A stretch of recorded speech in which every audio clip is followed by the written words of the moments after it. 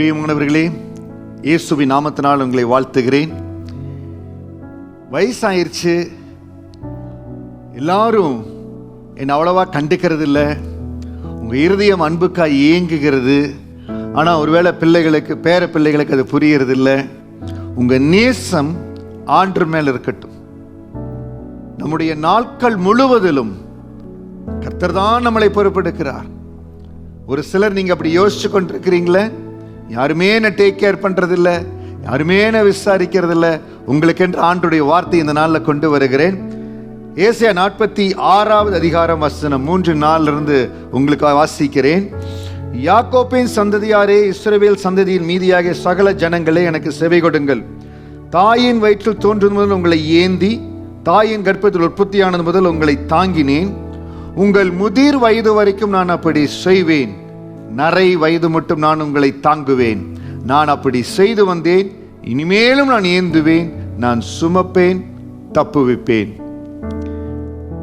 தாயின் கருவில் உருவான நாள் முதல் நம்முடைய கடைசி மூச்சு, இந்த பூமியில கடைசி மூச்சு இருக்கிற வரைக்கும் பரலோகத்தின் தேவன் நம்மோடு கூட இருக்கிறாருங்க. நம்முடைய லைஃப் ஒரு ஜேர்னி.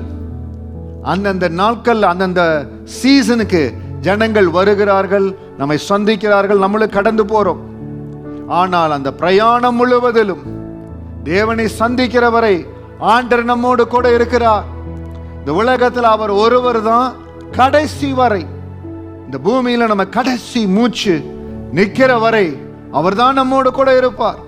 இன்றைக்கு ஒரு வாக்கு கொடுக்கிறார், உங்கள் முதிர் வயது வரைக்கும் நான் அப்படி செய்வேன். உங்களுக்கு எவ்வளவு வயதானாலும். இன்றைக்கு கூட ஒரு நண்பரை வாழ்த்தினருடைய பிறந்த நாளுக்கு 100 வயசு சந்தோஷமா இருங்கன்னு சொல்லி, 100 வயது இருக்குன்னு நினைக்கிறீங்களா? இல்ல மோசமான 120 இருக்குன்னு நினைக்கிறீங்களா? சந்தோஷமா இருங்க, ஆண்டு ஆசீர்வதிப்பார். அந்த கடைசி நாள் வரை தேவன் உங்களை நடத்துவார், அற்புதமாய் நடத்துவார். தேவன் உங்களை ஆசீர்வதிப்பார். கொஞ்சம் கூட கவலைப்படாதீங்க. தேவனுடைய ஓட்டத்தில் மகிமையாய் ஓடி அற்புதமாய் தங்களுடைய ஓட்டத்தை முடித்த தேவ ஊழியர்களை பார்த்து பார்த்து பரவசம் அடைந்து, தேவனோடு நான் பேசுகிறேன், அநேக காரியங்களை கேட்கிற ஆண்டவர் எனக்கு பதில் கொடுக்கிறார். நீங்க ஆண்டவரோடு பேசுகிற பொழுது, தேவனோடு, அவரோடு, தேவனுடைய சமூகத்தில் உங்களுடைய விண்ணப்பத்தை வைக்கிற பொழுது, இறுதி மூச்சு வரை அப்பா உங்களை அற்புதமா நடத்துவாருங்க. நான் நேசித்த ஒரு அன்பான தேவ ஊழியர் தன்னுடைய வாழ்க்கையில மகிமையான சாட்சியை பகிர்ந்து கொண்டிருந்தார். கர்த்தருக்காக ஆயிரம் ஜனங்களை ஆண்டுக்குள்ள நடத்தி கொண்டிருந்த அருமையான தேவ ஊழியர். அவர் சொன்னார், கடைசி வரைக்கும் நான் படுக்க மாட்டேன். கடுமையான அவர் கஷ்டமான சூழ்நிலை கடந்து போனார்.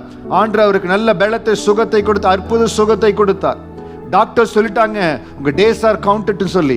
ஆனா அற்புத சுகத்தை கொடுத்துட்டார். அவரை கூப்பிட்டு அவரோடு பேசின அவர் சொன்னார், சாலமோன் ஆண்டவனை பலப்படுத்திட்டார், எழும்பி நடக்க வைத்துட்டார். கர்த்தருக்காய் மகிமையான ஊழியத்தை செய்ய போறேன். ஒரு சில மாதங்கள் ஆண்டருக்காய் மகிமையான காரியங்களை செய்தார். தொடர்ந்து அவர் ஊழிய பிரயாணத்தில் கடந்து போகணும். ஒரு மதிய வேளை அவருடைய உணவு அருந்தி விட்டு கொஞ்ச நேரம் ஓய்வெடுக்கும்படியாய் அவர் கடந்து போய் படுத்தார். அந்த நித்திரையிலே ஆண்டுடைய பாதத்தில் கடந்து போய் பரலோகத்துக்கு எடுத்துக் கொள்ளப்பட்டார். தேவ சமூகத்துக்கு அவர் கடந்து போனார். அப்படிப்பட்ட ஒரு உன்னதமான சாட்சிகளை பார்த்து நான் ஓடிக்கொண்டிருக்கிறேன்.